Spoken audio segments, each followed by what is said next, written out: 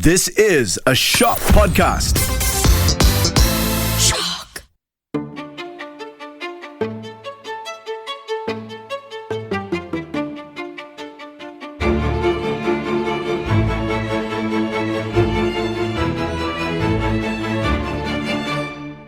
This is Syok Live Confessions podcast with me, Reza Abraham.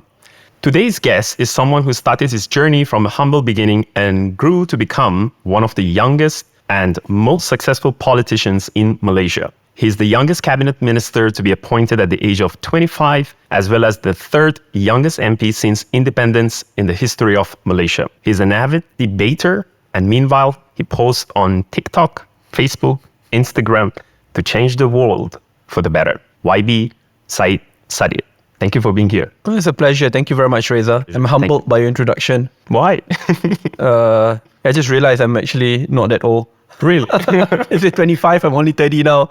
In 5 years, a lot of things have changed. What has changed? For one, I definitely have learned I need to have a life outside of politics. I go on a holiday and take a little bit more chill pill than fighting all the time. So we are now dealing with Syed Saddiq 3 series. Just entered my 3 series. Don't know whether that's a good thing or not, but I'll just go with the flow. So what do we expect from Saddiq in 3 series? It'll be a lot more calibrated. Your early 20s especially, you're a lot more of a firebrand. You're not risk averse. You want to take on the world no matter how difficult and tough it may get. I'll still keep that level of idealism, at the same time a lot more calm and composed instead of pursuing every single battle which confronts itself. Yeah, so I think a lot more calm, composed and measured in my actions. Sure. So although you are in your 30s, you're still the youngest among your siblings. So I want to go back a little bit when you first joined politics. And so I believe that it was a massive change in the way you do stuff. Well, definitely. Everything around you has changed. Yeah. So how was the change for your siblings, seeing their younger brother joining politics? Have you had any of your siblings ever interested in politics? None at all. I mean, I'm the first, not just among siblings, but in my whole family to ever step foot in the world of politics. Mother and father. Yeah, definitely. My father was a Singaporean, so never into politics. Did a lot of menial jobs, commuted from Johor to Singapore every day. My mom is a civil servant. So I come from a family of civil servants, especially from my mom's side. I myself was a part-time lecturer before I stepped foot into politics. So in my family, I'm the first. Whether the last or not, who knows? Hopefully the last. I mean, it's a really tough. Why do you say that? If possible, I want to separate personal life and politics. Me personally, I know I can't, but at least for my family or future family.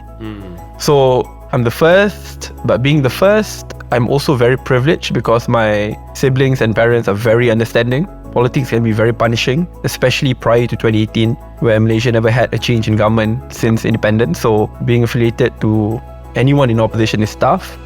But I'm very privileged to have such a supportive family, being with me all the way in the toughest of times to the best of times. If I were not given that emotional support structure, to be honest, I wouldn't know if I'd be able to march on until today. So what are the values that you have developed growing up? From my mom, definitely diligence, discipline, compassion. I mean, my mom served her life as a teacher, teaching English, Bahasa Melayu, a couple of subjects. And not only did she teach in public schools, but she also set up her own tuition class. Not the big tuition center, the small room at home, the cikgu dekat rumah. So she did that. But what made a very strong impression on me was not just her as a teacher, was that she would take in a lot of students who came from underprivileged backgrounds who couldn't pay to enter tuition class for free. And she often picked them up either from school, where she would already identify students from different classes who come from underprivileged families, and also at times from the petrol station. There's a Caltex near my house, and then my mum will see, there are some students who are just sitting there to sell, back then sell fruits and small stuff. Then she'll call them up, where are you from, where's your family, where do you stay at? And then if my mum realizes that they come from an underprivileged background, contact the mum, bring them in to my mom's tuition class and give them free tuition for 1 to 2 years until they succeed. And I've witnessed how those who my mom gave an opportunity now have succeeded in different ways, which made me realize that the smallest of changes can bring the biggest of changes in life. True. So True. yeah. Is that developed the sense of servanthood in you that you want to serve the people and the community as well? Definitely. The culture of service was something which I picked up from my mum the most. I mean, she's a tiger tiger mum, not just towards me, but towards all her students, to the point that all the students would call her Umi, which means mum. And I get jealous at times, like, who are you to call my mum your mum? I don't call her Umi, I call her Mama, but still, this is a young, protective Syed Saddiq. But at the same time, I witnessed how she really put in a lot of work to ensure that every single one of her students will succeed. Not just giving free tuition classes, but at the same time, not just being very fierce towards me, but towards all the students in her own classes. And a lot of them today are very successful, and they still have very fond memories of being taught by my mum. So that level of service really came from my mum. I hear the word that just now you said, that she makes sure that every one of them. So that sense of inclusion, I can see that even in the craft of your politic, it appears a lot. So you always like championing the message of like inclusion. Yeah. So, I mean, inclusions can be very wide, right?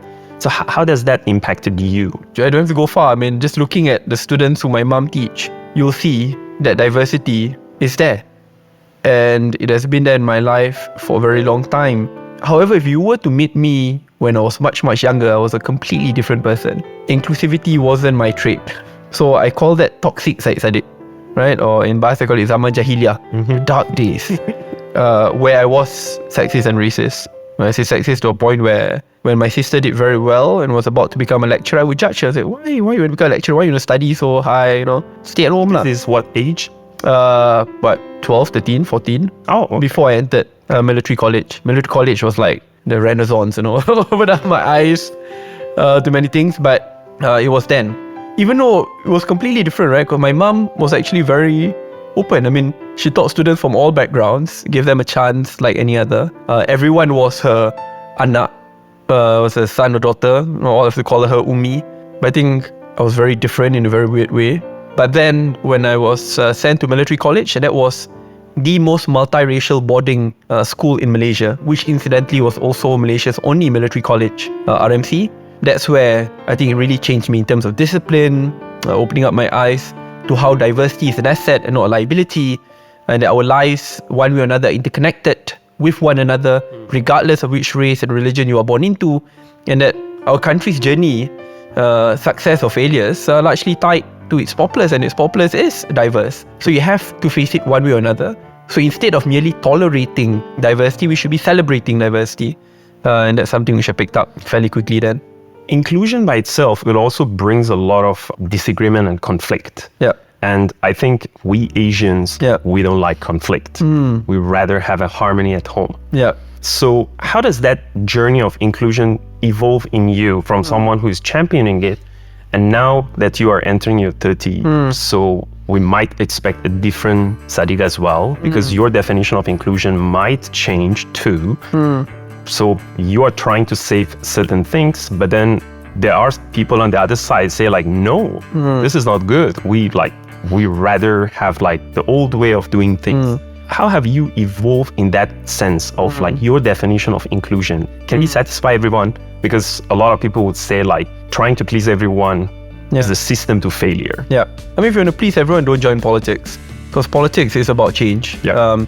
And in the future, I will be changed as well. I may be the convention and the mainstream, and there will be many others who are younger than me who will be that voice of change and disruption, and I will be replaced. And I think that's great.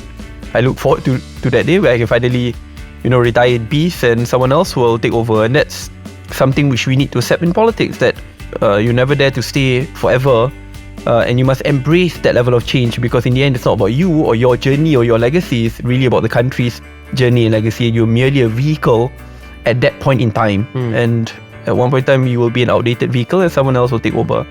If anything, I think disruptions will be one of the most important ingredients of success in Malaysia.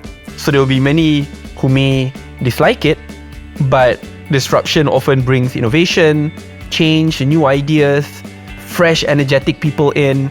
So for those who want to resist it, they can. For those who are young, who are scared to embrace new ideas because of resistance, they can do that, but you will be left behind because there will be many others who will be daring enough to pursue the path not taken. And to me, in the end, there will always be a balance between disruption and stability, and our country will find a moderate path in how we move forward. Yeah. So disagreement, if it comes from people, friends, you can just unfriend. What if that disagreement come from family, like your siblings, parents? Have you ever had like that disagreement with them over certain? Oh, of course, definitely. Many things. My family, especially my mom's side, has been traditionally strong UMNO supporters who then were in direct opposition to what I believed in. But this is where you have to learn diplomacy, and diplomacy is not just, at the international level. It starts at home. How do you build a culture of agreeing to disagree? How do you convince without being rude and arrogant? Right? Because being young, you start to believe that you're always right and everyone else is wrong, and that, generation at it, you're so outdated, you don't understand. But at the same time, you also try to understand where they are coming from. That's something which I learned through debating. In debating, you are given the story. Yeah, you are given a topic 15 minutes before you speak, and you're not given the flexibility in deciding which side you are on, right? If you have to debate about Israel and Palestine, there will be times where you will have to defend a particular side which you're uncomfortable with. But being in that position means you need to know arguments from both sides in order for you to become an informed and competent debater. So similarly, when it comes to politics or conflict management, the best way for you to address a very high tension point is to understand where they're coming from, calm their nerves by saying, hey, I'm listening to you, I hear where you're coming from. However, have you considered this viewpoint? Why do we meet at the middle on this point? Right? So I think debating has allowed me to deal with this kind of conflict management and in really finding a middle path to move forward, because in the end, we may think that we are ultimately right, that the science and data is with us, but in the end, if you cannot convince the other person to come along, then it will be a very lonely journey. Yeah, that's actually something that I remember in my work, which I work with a lot of corporations. Yeah. It happens very often that we often say them something like this. They say, debate, agree or disagree, commit. Yeah. It means that even if you disagree with him, you have to commit. Yeah. Otherwise, it would fail. So as a leader, as a young leader, who's like entering into this politic arena, which is like a lot of old school leaders out there and been there, they've been doing this for a very, very long time. How do you get their commitment? First thing first, do not believe that debating is all about being right and the other person being wrong. If anything, what debating has taught me is the exact opposite, right? That you must understand opinions from both sides, and once you exit the debate room, that's where you can form the best of your opinions, being an informed person, because you understand the arguments from other sides. And when you understand it better, it actually increases your responsibility to be a lot more moderate. Instead of being hyper judgmental, you should be more understanding as to where they are coming from. And even though out of certainty that they are wrong, there are times where you can be very firm, stern, but being firm and stern is very different than being arrogant. And I obviously use my own personal background in reminding myself that at one point in time, I was that, right? My views were in direct opposition to what I believe today, yet I could change. If I could change then, why couldn't other people change as well? So it's about really understanding where they're coming from. And at times, being young, some people may see that as a liability in being the voice of change, because people will judge you based on the age and experience which you've gone through. However, it also means that you come often with a clean slate and the energy of the young and the passion in really wanting to shape the future. And some may see that more of an asset than a liability. True. It's an experience does not make you wiser. It's the evaluated and reflected experience. Correct. Makes you wise. So is there any reflections that you had in recent years that when you're looking back from the time that you joined politics, that I wish I could go back and fix it? Is there any example that you can think of? Of course, a lot. On the top of my mind, quite a few. First thing first, I think if I could go back to that, I'll be focused a lot more on policies instead of programs.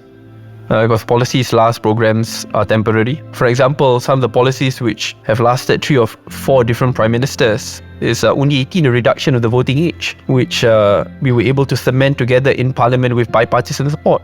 Automatic voter registration, the reduction of the youth age, and many others. So these are things which I think are great, but it's not enough. Being young, I obviously want to see a lot of things change very quickly. And I think I could have gotten double or triple of what I could get if I just focused on these core areas and core issues. Not to say that programs are not important, but I mean, you can have 100 other ministers doing the same. I like to focus on policies because policies outlast ministers. So that's one. Two is that I should be a lot more calm and composed. That was like very of the firebrand, fighting on every single front. I think I should build more long-lasting relationships with everyone, so that then I think you get to impact change in the most meaningful way possible, knowing that you can be in government, opposition, in the middle, wherever, but it is those long-lasting relationships which will get the most meaningful of changes for a country. That's true. Instead of just being a firebrand and fighting everyone all the time. And did have the energy? I'm pretty sure I still do have it in me. But I must be a lot more calm, composed and measured, because I think I can get 3 times more than being calm and composed instead of being hyper-emotional. So to me, it's about the utility and optimizing the change. But it's something which I learned throughout time. Final part, I definitely will focus a lot more on my mental health. Yeah, that's something which I completely know. I was like, I don't care. I'm just going to keep on barging the way forward, forgetting my absolutely no work-life balance. It's like work. What is life balance, right? It's work. So I think about finding that middle path, especially being young. I mean, while people say young is the time for you to hustle, which I agree on that part, but while you hustle, it's also important to have that balance, and especially being in a position in government, policy maker, you also want to set the right example for the Malaysian youth. So seeing that, there's no work-life balance, forget it, may not be the best of messaging, especially when our generation is really a sandwich generation going through so much pressure, up, bottom, left, right, so much pressure. And really young people are living in different pressure cookers. So sending a message that you should have a life outside of work is also very important. Oh, that's a very big topic that we will go to it. Yeah. But there's one reflection I want to bring you back, which is basically, I think, the story of you declining to pursue your studies to Oxford, which is literally you let go of one dream for another dream. If you have been to Oxford and coming back now, how would things would be different? I'm fairly certain I'll still be in politics, but not necessarily in the front line. To be honest, I didn't see that as a major trade-off, because in the end, my goal is still the same. I want to change my country. I want to see Malaysia become a developed country, governed with integrity, where multiracialism is celebrated, where we become the beacon of hope in Southeast Asia, the growth center in Southeast Asia, future-proof our economy, focus on green technology, all of that, right? I mean, but that's the end goal. Oxford equips me with the know-how and education to then get me there. Not going to Oxford, joining politics, which allows me to be at the epicenter of change, also allows me to realize that goal. So it's still very much goal-driven. So while I didn't go to Oxford, I was able to contest in an election, which then got me into parliament and subsequently to cabinet to impact those policy changes, which may not have happened if I had gone to Oxford. But alternatively, if I had gone to Oxford, maybe the path would be very different, but eventually I'll still be in policy making. Maybe not in parliament, but advising ministers or prime ministers, which could be something which I would want to do in an alternative world. But I'm still very much goal-oriented. So yeah, I mean, obviously it would be fun to take 1 or 2 years off, The UK is very different. Not much stress, no threats to me and my family members. So especially then in 2016, 2017, I'll never forget those years. But do I regret it? No. And there will always be a time for me to go back. And being in politics, you won't win all elections. You have to face that. And that's the truth and that's the reality. And when I can finally get my break, I will take up that opportunity to study in Oxford, Harvard, and that time will come. So you joined the politics. What was reality versus expectation? I think to some extent I'm quite lucky or unlucky, some may put it. From the very beginning, I already went through that baptism of fire. It's not like the red carpet rolled in front of you. The first instance was like when I merely made a Facebook posting demanding for change and reforms. Immediately from there onward, all hell broke loose. Like I lost my job as a part-time lecturer, as a debate trainer, as a policy researcher, and then subsequently my parents got threatened, my siblings got threatened. It's like very quickly, what have I put myself? Yeah, exactly. But being young as well, I realized if that could happen to me, it could happen to anyone else. So instead of backing down, I fought even harder. That's something which I picked up from my mom, right? You never give up. As long as your heart is in the right place, you keep on moving forward. So obviously initially I thought it was a lot more calm and, we sing kumbaya together. Definitely not that. So it's really hellfire. But I quickly adapted. And I think the level of perseverance has gotten me to where I'm at today. No matter how tough it gets, it could be tougher. Yeah, that's true. And I know that there were many others before me who went through even worse experience than I did. And therefore I should be, to some extent, glad that I could at least do the things which I'm doing today because of their sacrifices. So in New Zealand, there's this term called, like, whenever there's a younger member of the parliament, they will call them as the baby of the house. And so they didn't call you baby. When you join, they call you like chuchu, literally like grandson. Call me a baby cat as well, like kitten. Which I don't take offense at all. And the guy who calls me a kitten is not my neighbor in parliament, which is nothing bad. Good guy, actually. One thing in politics, you need to learn how to not take things too personally. So some was like, oh my god, you should be very angry, you shouldn't be talking to him. This is your enemy, you should make sure that he goes to jail. I'm like, calm down. If everyone has that mindset, Malaysia will never progress, right? It'll be that vicious cycle of vendetta, hatred, toxicity, which I think hurts the progress of our country. And that's something which we need to learn from many other countries. I mean, Jokowi, when he came in, appointed his arch nemesis, Prabowo, into cabinet. Sandi Uno, who ran against him, also into cabinet. And look at the level of stability which Indonesia has, especially when it comes to not just stability but competency as well. It's not love, it's really common interests, common goals coming together. But in the end, there is an ultimate goal which is good for all. So I remember this photo of you that I'm not sure whether it was the first time you were speaking in the parliament. And then there was a lot of people around you was just like looking at you, right? So do you still remember the first time when you were talking, you stand up to talk and then like everyone was looking at you? Oh, definitely. The feeling that you had? Would you be able to describe it for us? I think my first appearance in parliament was when I had to swear oath and allegiance to take up my seat. And to me, that was really a life-changing moment for me, because then I already knew I was going to become a minister as well.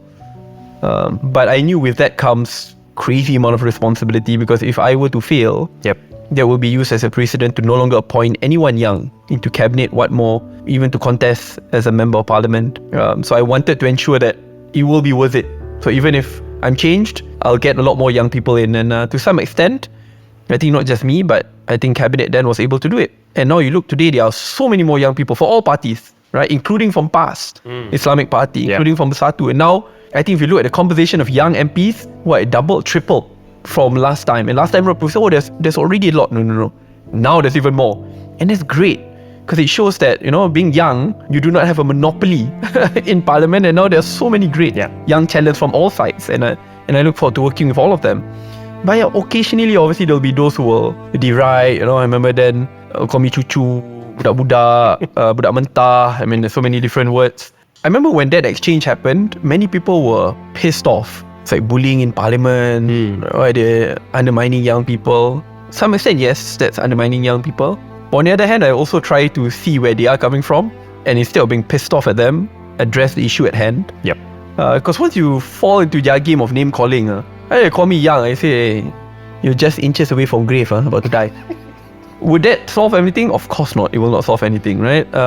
Instead, I wanted to redirect the issue back to the actual issue at hand, which is about reforms, job creation. So I don't want to get sucked into that debate, which obviously they're experts in and they'll win, and I'll never be able to beat them at that debate. So focus on core issues. And weirdly enough, those who called me all those names are now good friends. I mean, in parliament and outside of parliament. But that's what happens when you don't take things personally. Yeah. So now the global proportion of MPs under 30 has edged up to 2.6%. When I was reading about the latest IPU report on youth participation in national parliaments, which is Norway definitely standing on top, 13.6%, which they have like the members of the parliament are under the age of 30. So you joined the parliament at the age of 25. Is that correct? 2018. Correct. Why is it so difficult for the younger generation to join politics in early years? So what is it about politics that is not attracting the young people? Young people are structurally disadvantaged from joining politics, because politics in Malaysia is still largely conventional and hyper-partisan. So you need to be part of a big political party or political movement. And once you are part, you are merely a member, and then you have to climb up and then to climb up, you have to do favors, you have to build patronage structures, you have to wait in line. There's this conception, you have to wait in line for a very long time, and then you need to have money, because if not, you cannot finance your campaign. The young people do not have money, they have debt, not money. Unless you come from a very rich family, then even coming from a rich family, then you will be judged because you are young. So there are many things, right? So it's actually quite tough. But my suggestion is that instead of going through the same cycle, you take a sledgehammer and you break that damn cycle down, right? And then you do something completely different. You disrupt, right? So you set up your own party, and then you get a lot more young people in, give them a chance. Win or lose, they get experience. You get to improve. Instead of running the same old patronage structure, you break it down and use social media, direct communication with voters. Instead of giving them money, you give them hope and change. And you actually present your plan and a vision which can captivate their minds instead of captivation through money. So there are many other ways for you to do it. In all parts of the world, we have different forms of disruptions. Corporate disruptions, with tech startups coming in. In politics, it requires a level of disruption as well. So if you are someone young, knowing that you are structurally disadvantaged because you don't have the experience, you don't come from a big party, you don't come from a political family, or you don't have the level of money like others, well, don't go through the same route. Because if you go through the same route expecting for different results, it's not going to happen, right? And there'll be many others who will want to stop you from getting there. But try something else. Risky, definitely. Tough, 100%. But it's worth it. Because you know you are opening up the doors for many others to come in as well. Sure. As someone who's been in Malaysia for, I think, more than 15 years, if anyone outside of Malaysia stop me and say, like, can you say a name of someone, a young politician in Malaysia that I know of, these are the people that the future of the Malaysia is relying on, I would definitely mention your name. Like, I know your name, like, you know, as a foreigner here. Very kind of you. Who are the other young Malaysian in politics that we can actually, like, look at them and say, okay, the future, if you want to mention some names also? I mentioned a lot, because and not just from one party, and not just from government parties, including those in opposition. There's a lot. In opposition, I think people like Fadli Sha'ari, MP of Pasir Mas, is decent.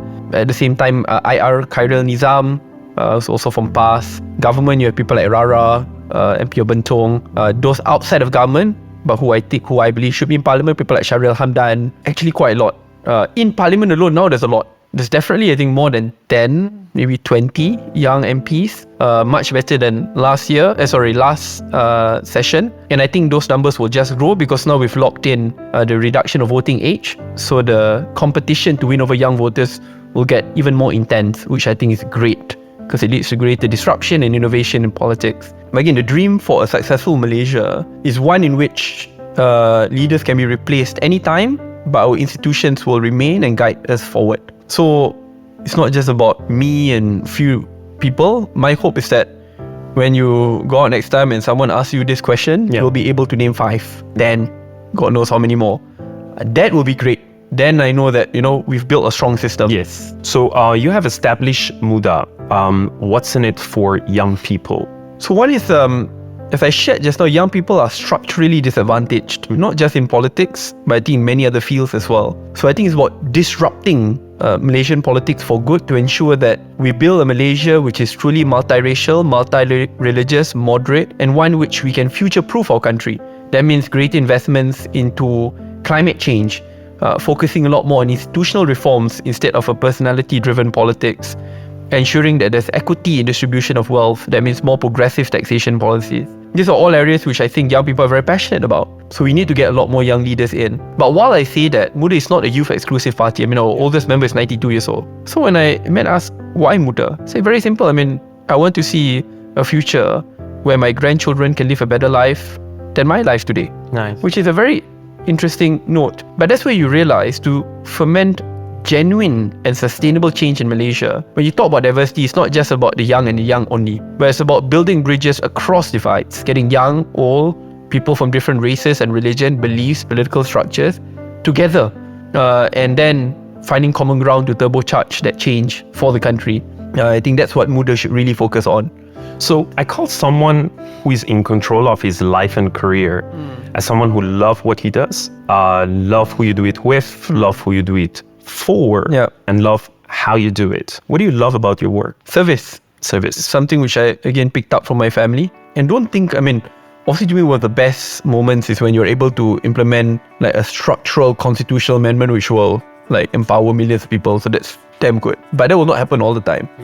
But when you're able, let's say, to just help a family be equipped with a few laptops and free internet in which that family would not have obtained unless you helped out. Yep. And then you see that family now doing much better and seeing the son now in a different university, the daughter in a different university. That is also as rewarding, right? Because you realize in the smallest of ways, you've made an impact. And trust me, that reward is so much more meaningful than being able to have fancy watches, fancy shoes, fancy suits, fancy cars. That's so much more meaningful. And that is what service is all about, right? It doesn't mean that you cannot live a comfortable life, you need to sacrifice everything. No, it means really finding that middle path, but acknowledging that you have to put the collective interest first over your own personal interest. So what do you love about the people that you're doing your work with? There's a very big group. Is it my team? Is it my constituents? Is it politicians who I work with? It's a plethora. But in the end, I like trying to work across aisles to reach common ground so that we can move our country forward. And what do you love about the people who do your work for? As I shared, I think I love witnessing how their lives can change with better policies, better actions, better assistance, better programs. And witnessing that change is priceless. So we reached towards the end of our conversation. Yep. So I have some fiery question for you. Fiery, okay. So let's see. So I name a few politicians Okay. and I want you to describe them in one word. One word, okay. Tun Mahathir, Statesman. Dato Seri Anwar Ibrahim, Perseverance. 20 plus years, come on. Mr. Kari Jamaluddin, Future. YB Hanayu, Compassionate, I want to add hyper in front, hyper compassionate. okay, the last one, Syed Saddiq. I like to say future as well. So to finish things off, we have this game called Final Confessions, which I'm going to ask you. I'm about to die. You know? It's a series of like quick fire random questions, Yeah. and then so you must answer as quickly as possible.